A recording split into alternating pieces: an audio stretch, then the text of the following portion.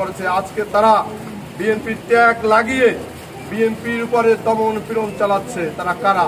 তারা হয়েছে পটুয়াখালী শহরের চিহ্নিত আওয়ামী লীগের দালাল।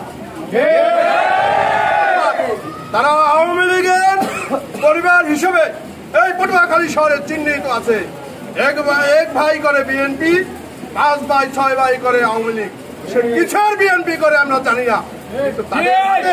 তাদের হাতে এভাবে যদি ক্ষমতা দেওয়া হয় তাহলে যারা ত্যাগী রাজনীতিতে যারা ত্যাগী আন্দোলন সংগ্রামে নির্যাতিত নিপীড়িত হয়েছে তাদেরকে টার্গেট করে, তারা আমাদেরকে নির্যাতিত করে, তারা আমাদেরকে রাজপথ থেকে সরিয়ে দেওয়ার পায়তারা করতে যেমনি সক্ষম হয়েছে।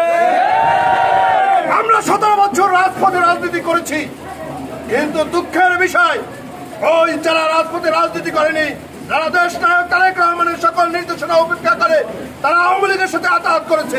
আজকে তারা আমাদের উপর তারা অন্যায় অত্যাচার করে, নিপীড়ন ষড়যন্ত্র করে আমাদেরকে বহিষ্কারের তালে পেছিয়ে ফেলেছে। আমরা রাজপথে সকল সংগ্রাম করেছি, শত হাজার যখন রাজপথে লোকজন ছিল না, নামতে পারেনি। সেই ঢাকা থেকে বরিশাল থেকে ঢাকা থেকে পটুয়াখালী রাজপথ রণাঙ্গনের সকল সময় এই ত্যাগী নেতৃবৃন্দরাই সকলে উপস্থিত ছিলেন। সকলেই আছে, তাই ত্যাগী কর্মীদেরকে নিয়ে আমরা ইফতারি করেছি। আজও আমরা এই 25শে রমজানে আমরা এক ইফতারের মহামিলন মেলান ঘটিয়েছি। পরিশেষে আমাদের পটুয়াখালীর মাটি কুর্তি সরকারের ঘাঁটি।